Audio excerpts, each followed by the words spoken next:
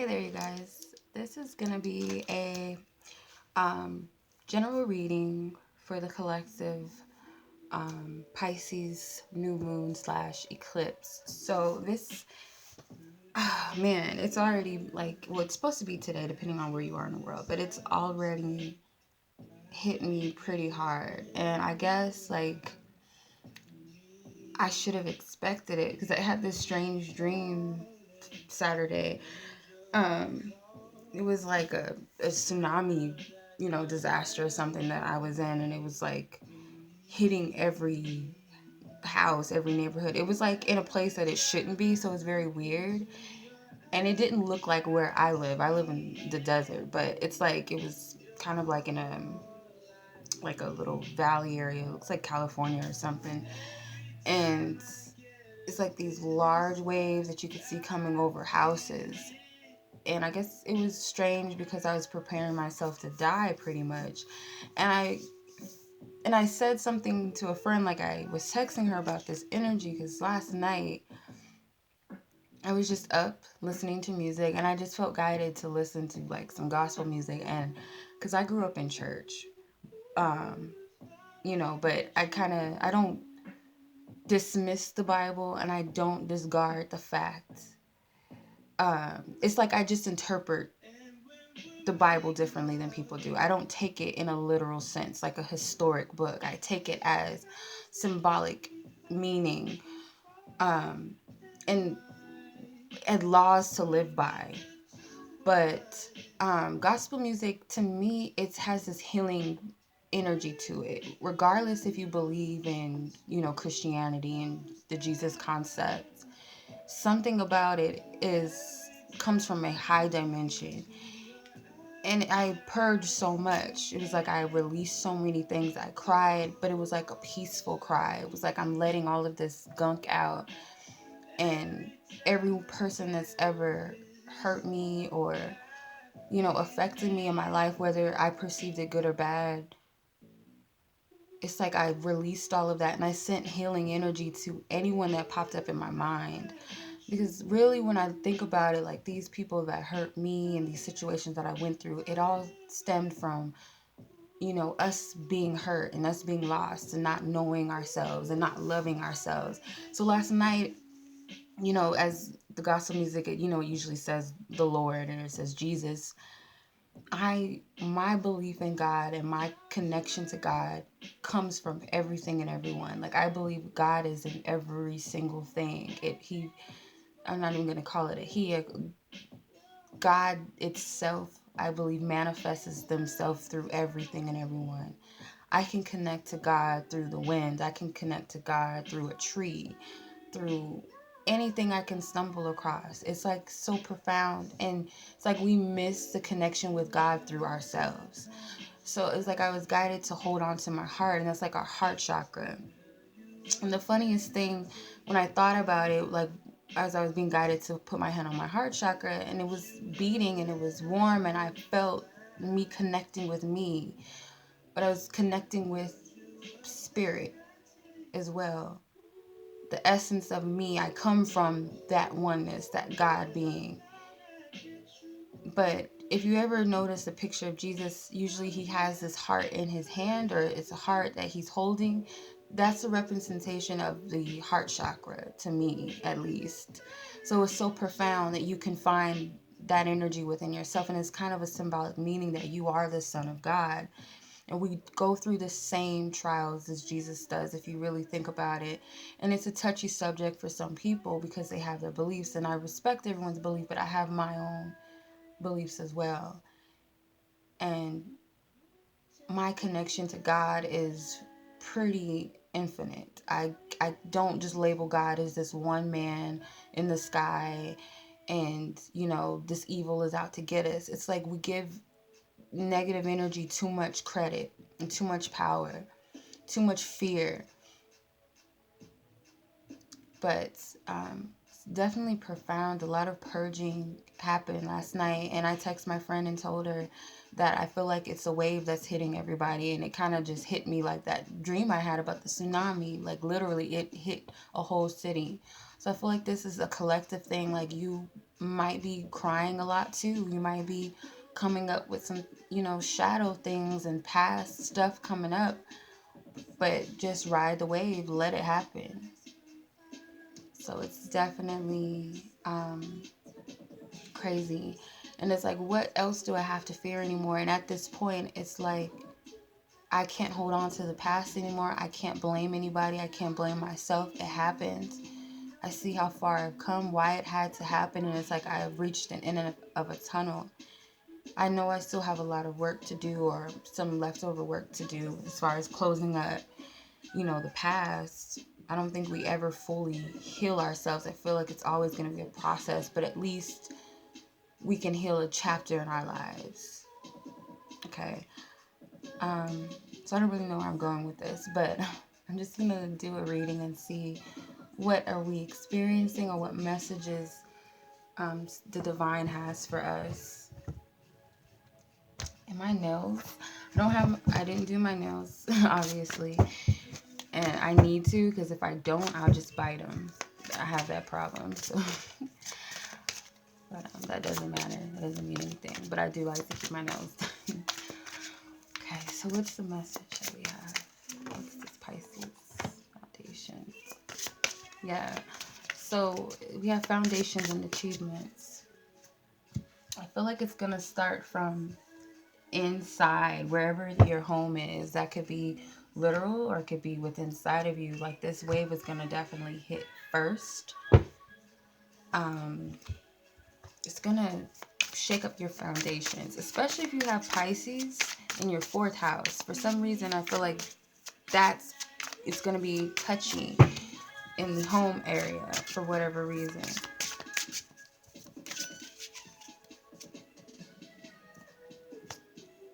Okay, the Prince of Pentacles, the Prince of Wands, the 5 of Wands. Okay, and then the Hierophant. Alright. With the Strength card at the bottom of the deck, and Material and Spiritual Prosperity at the bottom of the Oracle's deck. So the Foundations and Achievement card with the Prince of Pentacles, or the Knight of Pentacles rather, I'm getting that it's going to start in the place of comfort. This energy is definitely going to shake you out of your comfort zone, is what I'm getting more than anything else. And those of you who do have Pisces in your 4th house, this is where it's going to hit you the most. Your comfort zones are going to be compromised. And you want that to happen. You don't want to stay in a place where you're comfortable, because you're not growing from that space. So it could be that you're still holding on to old patterns and old friendships and old social circles and relationships that you don't need to stay in.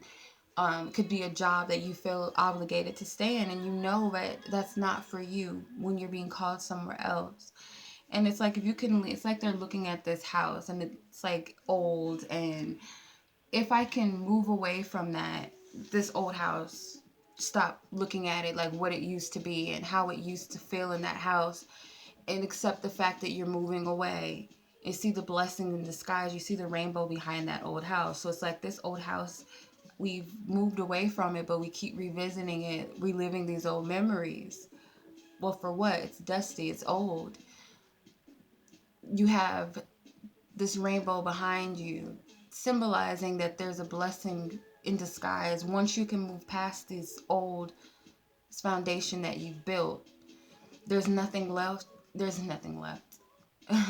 There's nothing left for you there. It's done. It's old. It's gone. When we can release the old, so it's like this friendship you keep revisiting. Well, it was good. We had a good laugh, and we had these good times. We used to party together. We used to goof around. But it's like, has that person grown up? Is this person really beneficial for my life, or do they hold me back in some way? Once you can let that old go, and it's going to be hard because it's the home, okay? It's the comfort. We can walk away from it. There's a blessing that's on the other side of it. So I feel like that's symbolic for our old comfort zones, whether it be things, places, people. Then you have the waiting game with the Prince of Wands or the Knight of Wands. You are in a continuous, like it's a cycle that you keep continuing. And it's like you don't see that there's another way out or there's a better way forward. As the Prince of Wands, they're definitely on the go. They're on the move. They do everything by trial and error. So it's like they don't really have too much of a plan, but it's like they know when to take risk, or they just take risks when they feel guided to. And this person is running in this continuing cycle. So it's like you're waiting for a change, but doing the same thing is not going to change anything. You have to go about it in a different way. Um, Somehow the Prince of Pentacles and Wands relate to each other, because the page or the Prince of Pentacles is more of a fixed earth sign. They do everything with steady patience and prepping and planning, or they don't really move too much at all. They're kind of just one step at a time, and then they sit there. Then, they have to plan everything before they do it. They have to feel it out first. The Knight of Wands, however, he's straightforward. He's on the go, constantly moving, experiencing. So I feel like to get you out of this comfort zone and out of this rut, spiritually and energetically, you got to do something different. And it does require you doing something that's out of your element, out of your comfort zone. Definitely. Um, so we have Triumph with the Five of Wands. So you're competing with yourself. Spirit is actually wanting to get you to where you're meant to go right now. The Triumphant card is like the major arcana, the Chariot in traditional tarot. So it's like Spirit is trying to move you along, pull you and push you. If you're seeing a lot of sevens, that's a sign that you're on the right track. That's a sign that divine energy is behind whatever you're just thinking about or what's going on around you. It's divinely orchestrated. So Spirit is trying to push you and pull you in the right direction, get you to trust. But there's this little stench of inner fight within you, fighting this energy a little bit. And it could be that this isn't my comfort zone. This isn't what I'm used to. I don't know if I can do this. So it's kind of like this inner fight. Let it go. Especially since the major arcana is trumping this Five of Wands. The Five of Wands is a passing energy. You can easily step out of that if you want to. Then we have conflict and defeat with the Hierophant. So your mental battles come from moral codes and values. You're struggling with that because your values might not match the next person's values and morals. What you believe is best for yourself, someone else might not believe is good for you. So it's like your mother can influence you to conform to what they believe is best for you, even though your soul is calling you to be something different. It's hard for you, and it's causing you this conflict. It's almost like a struggle for you to move on in your life, because you're trying to find different ways to please yourself and to please others rather than solely pleasing yourself.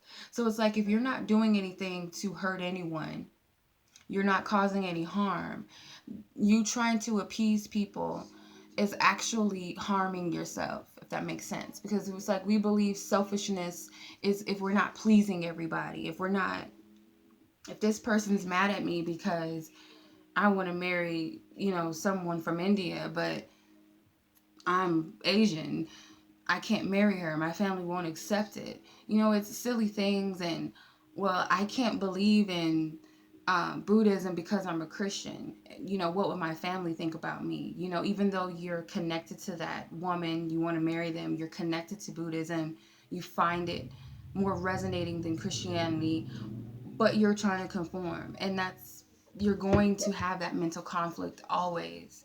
And from experience, being raised in Christianity and to do what I do, because I've always been taught that, oh, you don't mess with cars and you don't do that. but my connection to cards is different. It's like people, they think of like people trying to read the future, and I mean, you can get predictions. That does happen. You know, there's certain things that are fixed in the universe that are meant to play out. So, of course, you can read into things like that.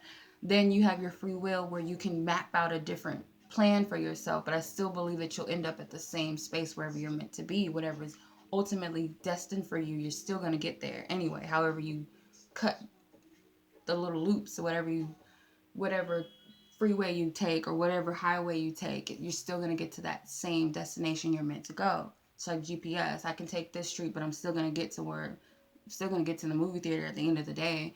Um, but it's like I had to kind of hide what I was called to do, hide the fact that not even just the cards, the fact that I believed different than what I was taught. That I believe that God is infinite and God isn't just this one big man in the sky that just judges everyone, whether we go to heaven and hell. I don't believe in those things. I don't take those things literal. The laws in the Bible, it's like if you can look at the Bible from a symbolic perspective, I feel like it would make more sense to you and it wouldn't instill so much fear in people. That's not, to me, that's not God. That's just my beliefs. I don't want to get into too much of that because I don't want to get into religion. It's touchy.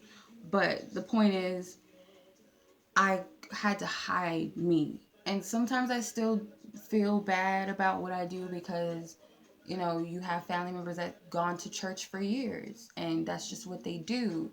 So when you're connecting to different things and crystals and such and saging, these things are, I'm connected to that. That's my thing, you know, my background, my family. Like, you know, I don't put it past my family. We come from the, you know, the country, Texas and all that stuff. We probably were into voodoo and Native American shamanism and all this stuff. So it's like, how can I shut that aspect of myself out? I wouldn't be called to these things if they weren't a part of me, if it wasn't something that I connect to naturally, might I add. I don't have to teach myself, or I didn't have to take courses how to read cards. I don't really read the books, you know, that they put in there to interpret the cards. I read it based off of energy, and sometimes I don't even read it in a traditional sense, how some people read tarot cards traditionally. I just read it how I get it. Um, I believe in the power of prayer, and prayer is so much different than, you know, getting on your knees and begging and praying to someone. But it's like if you can connect and you ask that higher power to help you, you ask your angels, you ask your ancestors, any spiritual guides that you trust and protect you and love you, to assist you and help you. And you know, the form of prayer comes in not only just words, but it comes in the form of visions and your emotions. All of these things set intentions, and that's really what prayer is. So I guess the point that I'm trying to get at is that you can't conform for anybody else. Your right might not be my right. My wrong might not be your wrong. So this is the point that it is this is your spiritual journey. This is your life. This is your experience. Your soul came here to experience what it's supposed to experience. So any other outside influence will never understand that because we have our own lives. Yeah, we can, you know, have our 2 cents in it. You know, I don't want, you know, my son to be gay, or oh, I don't want my daughter to strip, or whatever they're doing. You have a say so to an extent, but at the end of the day, if that person wants to be a crackhead, or if that person wants to be a Muslim, whatever the case may be, that person wants to marry outside their race, or they want to, whatever, that's their journey. And I don't agree with everything that the world does either. You know, I don't agree with plastic surgery to an extent where you're just trying to just change your whole face to look like somebody else that you're not.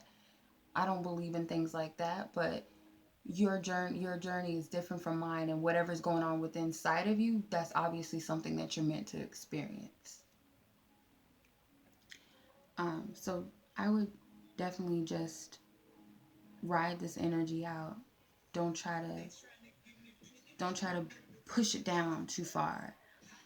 You're going to get emotional, and that's the beauty of it. Pisces energy is water energy, and you're going to get emotional, and that's the clarity, the cleansing. I would suggest drinking lots of water, praying over your water, setting intentions in your water, whether it's intentions to heal, whether it's intentions to release something within inside of you. My cat, she's been sick. I don't know what's going on with her. But I prayed over her water, and she's starting to walk, because she was laying around a lot, just limping and almost couldn't move her lower body. Like, her limbs still move, but so just prayed over her water. I feel like water is a big thing, and she's actually walking right now, so that's good. And working with crystals, I put this rose quartz underneath her, and she laid on it, so I feel like it's a healing process right now. It really is. So don't beat yourself up. Don't overanalyze it. If you're thinking about the past, there's a reason. Just revisit it. See what's there. Don't jump to conclusions right now. Just let it play out, and you'll be fine. I don't think there's anything else that really wanted to come out. Um, just wanted to share some of my tidbits, and I don't want to offend anybody in any way. So if I offended anyone, I sincerely apologize. Whatever just comes out, it has to come out of my mouth. So in some way, it might be helpful. Whatever reason, it has to come out. It does. So it is what it is. Um, Pretty much it, you guys. I hope that you enjoyed this reading and you found it insightful in some way. And as always, I send you guys lots of love and lots of love.